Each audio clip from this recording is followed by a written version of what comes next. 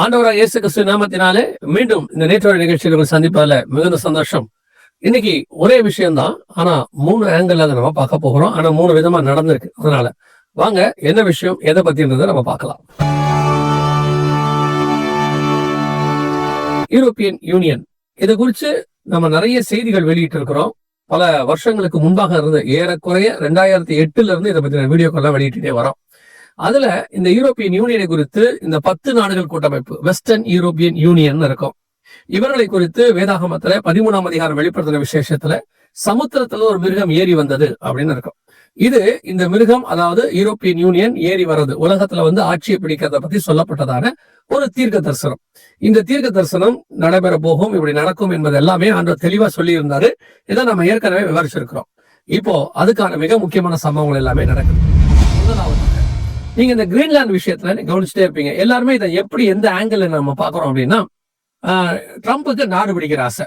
So அந்த Greenland பிடிக்கணும், வெனின்சுலாவை பிடிக்கணும், இன்னொருக்கு இருக்க கனடாவுன்ற நாடு கூட சேர்த்துக்கணும், இப்படி நிறைய அவர் செஞ்சுட்டே இருக்கிறார். சோ இப்ப அவர் அந்த கிரீன்லாண்டை பிடிக்க போறாரு. அந்த கிரீன்லாண்டை பிடிக்க விடாம ஐரோப்பிய நாடுகள் தடுக்குது. இதுதான் நம்முடைய ஆங்கிள் இருக்கு. சோ அவர் அங்க இருக்க வளங்களை எடுக்க பாக்குறாரு. இதான் நம்ம பாக்குறோம். இது நல்லா கவனிச்சு பாருங்க. இதுல ஒரு மிக முக்கியமான விஷயம் நடந்துகிட்டே இருக்கு. என்ன அப்படின்னு கேட்டீங்கன்னா, இந்த யூரோப்பியன் யூனியன் எழும்பி மேல வருது. எப்படி வருது அப்படின்னு கேட்டீங்கன்னா, ஒரு கூட்டமைப்பா இந்த அமெரிக்கா என்கிறதான வல்லரசை அதை பிடிக்க விடாதபடிக்கு தடுக்குது. இதுல பாத்தீங்கன்னா ஸ்ட்ராங்கா பிரான்ஸ் அதிபராக இருக்கட்டும், இங்கிலாந்து பிரதமராக இருக்கட்டும், அத்தனை பேருமே மிக ஆக்ரோஷமா எதிர்த்தாங்க.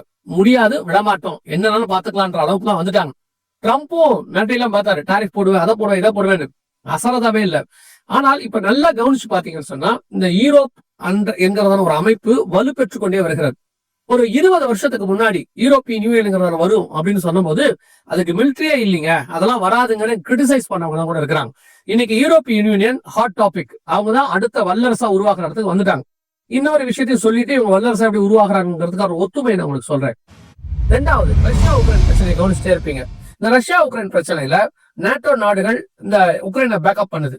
ஆனா அதே நேரத்துல இந்த இஷ்யூல பாத்தீங்கன்னா அமெரிக்காவுடைய சப்போர்ட் அதிகமாக எதிர்பார்க்கப்படுகிறது. ஆனா அமெரிக்கா இந்த ட்ரம்ப் விளாடிமிர் புதினோடு கூட நட்புல இருக்கிறதுனால ரொம்ப ஸ்ட்ராங்கான டிசிஷன் எடுக்க மாட்டேங்கிறார். சோ அதனால ஐரோப்பாவில் இருக்கக்கூடிய தலைவர்கள் என்ன சொல்றாங்கன்னா, நமக்கு தனி ராணுவம் இருக்கணும், நம்ம செல்ஃப் சஸ்டைன் பண்ணணும், நம்மளே நம்மளை பாதுகாத்துக் கொள்ளணும், இந்த மாதிரி அமெரிக்காவை நம்பி ரொம்ப காலம் போகாது அப்படின்னு சொன்னாங்க. அப்பவே அவங்க மாற்று ராணுவத்தை தயார் பண்றதுக்கு தேவையான நிதி உதவி எல்லாம் அமைக்க ஆரம்பிச்சுட்டாங்க. அது மட்டுமல்ல, இப்ப கிரீன்லாந்து இஷ்யூலையும் பாத்தீங்கன்னா இந்த நாட்டோ நாடுகளுடைய படைகள் போய் இறங்க தொடங்கிருச்சு அங்க. சோ இப்ப அமெரிக்காவை அவர்கள் நம்ப தயாரா இல்ல. இந்த விஷயத்தை பொறுத்த வரைக்கும் இப்போ நாட்டோ நாடுகளுடையதான செயலாளர் அவர் போய் ட்ரம்ப் கொஞ்சம் கூல் பண்ணிருக்கிறாரு.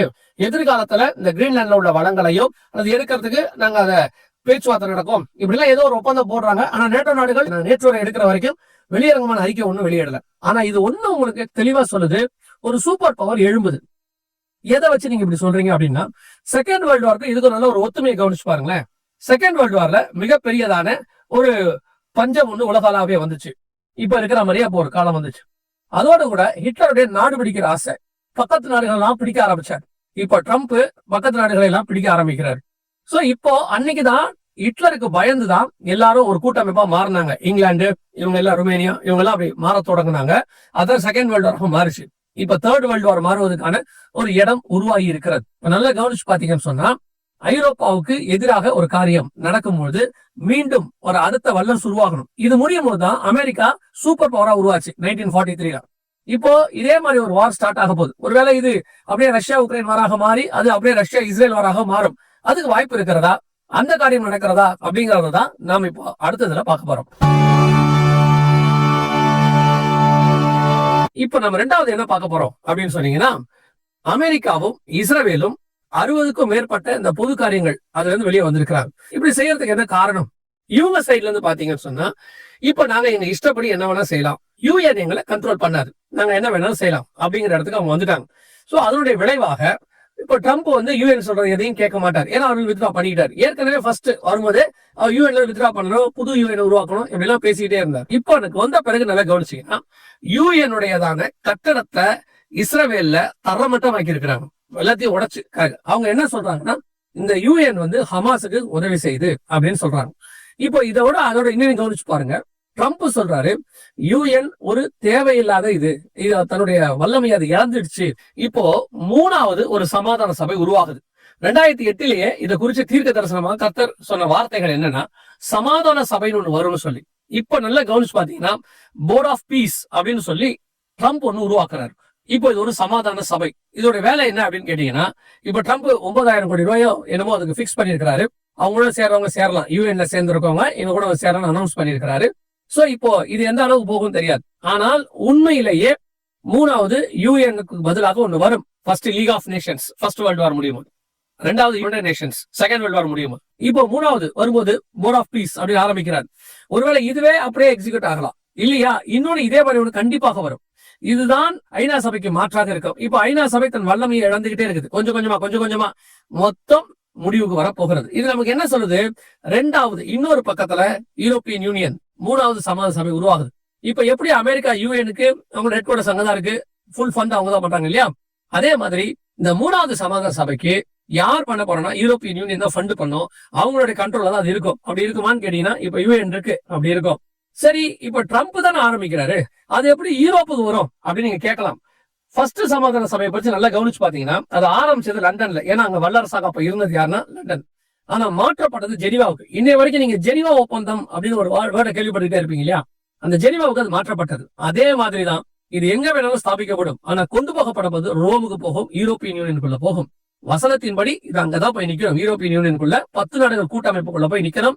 இப்பவே யூரோப்பியன் ஹெட் குவார்டர்ஸ் எல்லாமே பாத்தீங்கன்னா லக்சம்பர்க்ல இருக்கு, அப்புறம் ஸ்ட்ராஸ்பர்க்ல இருக்கு, இப்படி நிறைய இடத்துல இருக்கு. இப்படி எல்லாமே சேர்ந்து ஒன்றாக உருவாகுது. 2வது பகுதி யூரோப்பியன் யூனியன் ஏறி வருகிற மிருகம் 2வது பகுதிக்கு ரெடி ஆயிடுச்சு. முதல் பகுதி, முதல் வல்லரசு விழுது.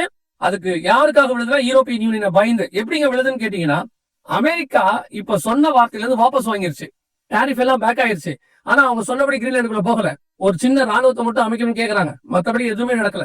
சோ முதல் வல்லரசு விழுது. 2வது வல்லரசு யூரோப்பியன் யூனியன் எழும்பி வருகிறது. வெளிப்படுத்துற விசேஷம் 13ஆம் அதிகாரம் 1ஆம் வசனத்தை சொன்ன மிருகம் ஏறி வருகிறது. இதோட கூட 3வது ஒரு விஷயமும் நடக்குது. அதான் ரொம்ப இம்பார்ட்டன்ட். அது நம்ம இப்ப பார்க்க போறோம். இப்போ இந்த யூரோப்பியன் யூனியன் எழும்பி வரும்பொழுது நல்லா கவனிச்சு பாத்தீங்கன்னு சொன்னா, இவங்களுக்கு கிழக்கத்திய ராஜாக்கள் உதவி செய்வாங்கன்னு வேதம் எழுதுகிறது. வெளிப்படுத்துற விசேஷம் 16ஆம் அதிகாரம் 12-13 வசனத்துல நீங்க வாசிக்கும் பொழுது, 6ஆம் தூதன் தன் கலசத்தில் உள்ளதை ஐப்ராத் என்னும் பெரிய நதியின் மேல் ஊற்றினான். அப்பொழுது சூரியன் உதிக்கும் திசையிலிருந்து வரும் ராஜாக்களுக்கு வழியை ஆயத்தம் பண்ணும்படி அந்த நதியின் தண்ணீர் வற்றி போயிற்று அப்படின்னு இருக்கு. சூரியன் உதிக்கும் திசைனா கிழக்கு. கிழக்கு திசையிலிருந்து ராஜாக்கள் வந்து இந்த யூரோப்பியன் யூனியன் ஆன்டி கிரைஸ்டோட கவர்மெண்ட்டுக்கு உதவி செய்வாங்க அப்படின்னு இருக்கு. நல்லா கவனிச்சீங்கன்னா யூரோப்பியன் யூனியன் ஒப்பந்தங்களை போட்டிருக்கு. ஏற்கனவே 2011-12 அநேக ஒப்பந்தங்களை ஏற்படுத்தி இருக்கிறது பல நாடுகளோடு கூட.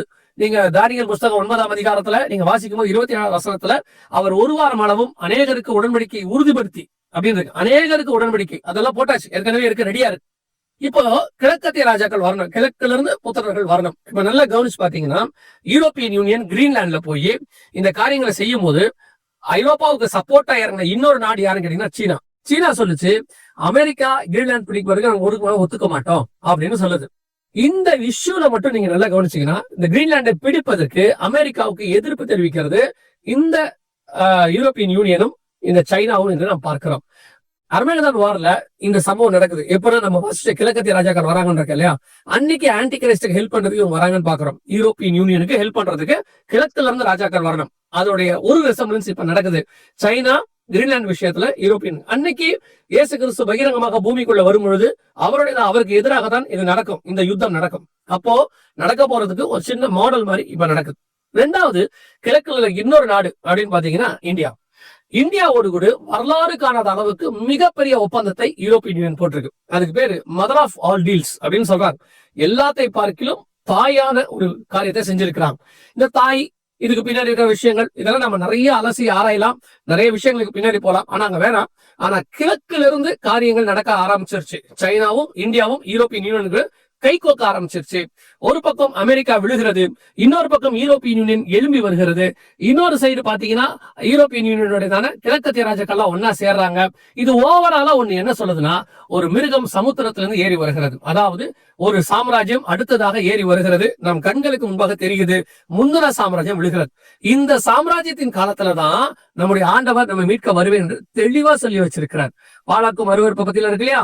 சோ நம் கண்களுக்கு முன்பாக மிக துல்லியமாக, நாங்க ரொம்ப காலமா இது கடைசி காலம் சொல்லும் போது நிறைய பேருக்கு ஒரு சில விஷயங்களை சொல்லும் போது அதெல்லாம் இருக்காங்க அப்படின்னு சொல்றாங்க. துல்லியமா நடக்குது. நம் கண்களுக்கு முன்பாக வேதம் சொன்ன ஒவ்வொரு வசனமும் நிறைவேறுகிறது. கண்டிப்பாக நம்முடைய ஆண்டவர் நம்முடைய காலத்துல வருவதற்கு நிறைய வாய்ப்பு இருக்கிறது. நாம் அவரை சந்திப்பதற்கு ஆயத்தப்படணும். அவ்வளவுதான் நம்ம செய்ய வேண்டியது. இனி இருக்கிறது அதுக்கான நேரங்கள் மட்டுமே. ஆயத்தப்படுவோம், ஆயத்தப்படுத்துவோம். வருகை